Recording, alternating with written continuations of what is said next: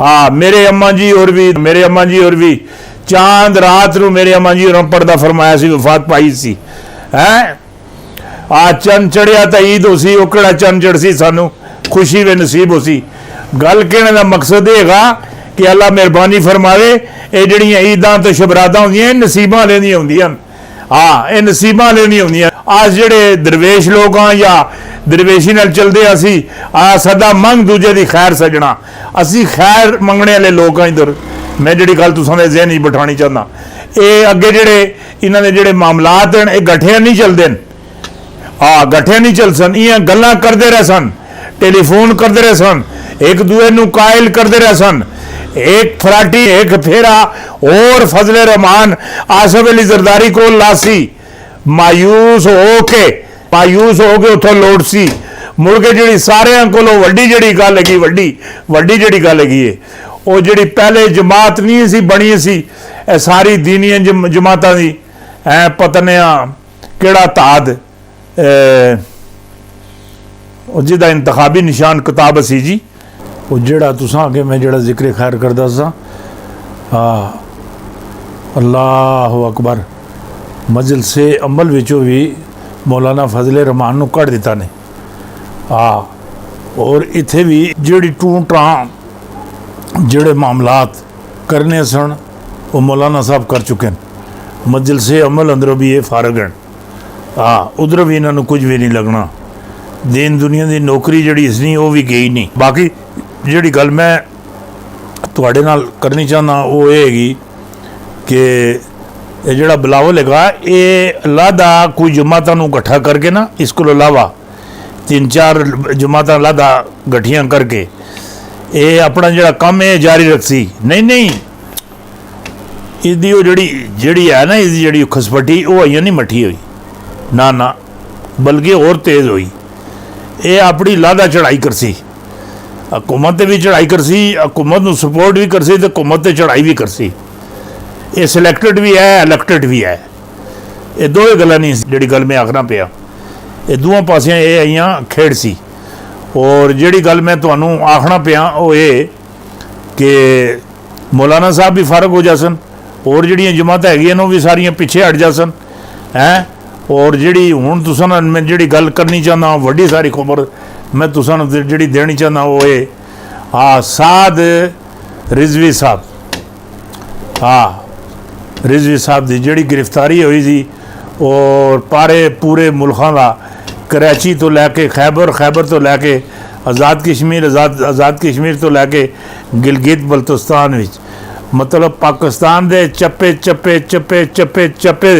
ते जिस तरह मैं आखना ना इस्लाम का ज़हूर हो सी चप्पे ते हर चीज़ लॉकडाउन हो गई हर चीज़ रुक गई जाम करके रख दी है सैयद रिजवी साहब की गिरफ्तारी थे वो जिहड़े उन्होंने मामलात है ना जिहड़े चलते हैं वो जिहड़े वो सफीर वाले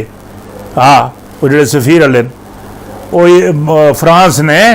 मैं आखना पूरी कौम पाकिस्तान का बच्चा हर बुढ़ा हर नंढा वो साद रिजवी साहब का सिपाही है बाजू है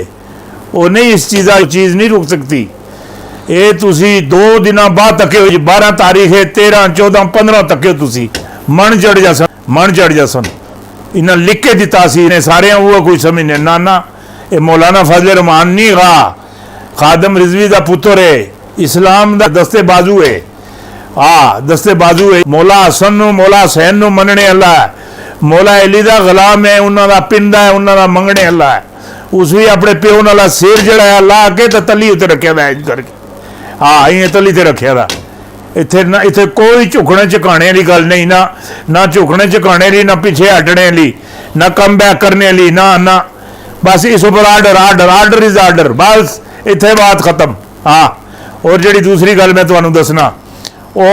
माशा अल्लाह 2 मियाँ बीवी हसन ना मियाँ बीवी 2 ही हसन कोई उन्होंने बाल बच्चा नहीं है एक टाइम उन्होंने रोटी लभदी सी तो 4 टाइम उन्होंने रोटी नहीं सी लभदी है और रात त्यार अल्लाह की बारगाह रो के हैं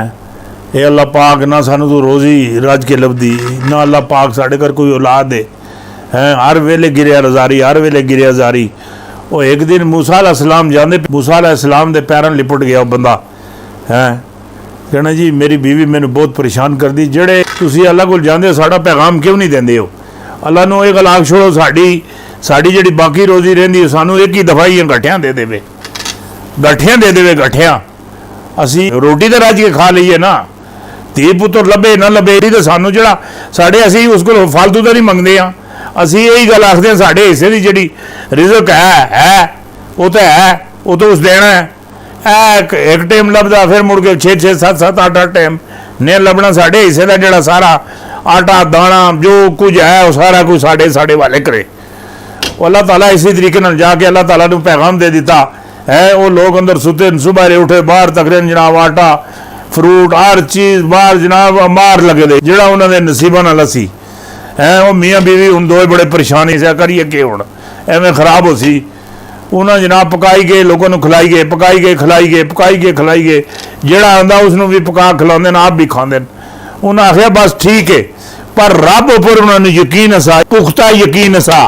ओ अल्लाह यकीन जिसले मूसा अलैहिस्सलाम दरिया पार कर लगे है, ये गल उन्होंने समझ सी मेरा रब मैनू दरिया पार करवा सी, पार मेरे ये हो नहीं सकना। उन्हें इंज रख के इंज करके आसा मारिया है, दरिया उधर आया इधर रुक गया, इंज रुक गया। वो पार जड़े फिर दोबारा आसा मारिया, वो जो पिछे जाता सी, जो पिछा करते पे सी जी फौज जनाब सारी गरक हो गई है। उन्हें जनाब रोटियां पका रहे, लंगर लाया खुआंदे पियादे जनाब है। अल्लाह की बारगाह एक रिपोर्ट चली गई, बड़े अच्छे लोग हैं, बहुत नेक लोग हैं, बड़ी मोहब्बत करने वाले लोग हैं। अल्लाह पर उन्होंने इतना कीदा है कि उन्होंने कीदे की मिसाल नहीं मिलती। वो इन्ने रब से इतने शाकर हैं,